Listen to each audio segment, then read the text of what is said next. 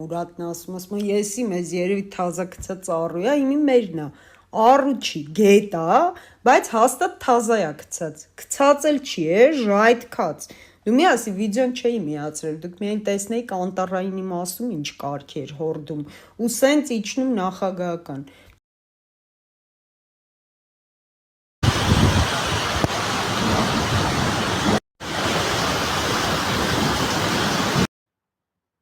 Բարև ձեզ, այսօր 13-ն է մարտի, ես նորից, դուք գիտեք, ապրիլի 14-ին ես կանխատեսումներ արեցի, որ բոլոր ամբողջությամբ իրականացան ու դրանից հետո ես որոշեցի, դրանից հետո էլ կանխատեսումներ չանեմ, բայց այսօր խախտը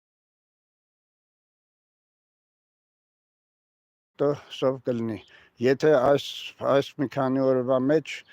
տվյալ ուժերը մեծ ավերածություններ անելու դեպքում իրոք Հայաստանում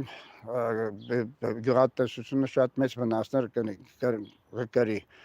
Դե լավ, ինձ ամենայն դեպս տված է, որ ես ոչ մի կանխատեսում չասեմ, թեթևակի ես ուղղակի բացատրում եմ, բայց դուք ավելի պարզ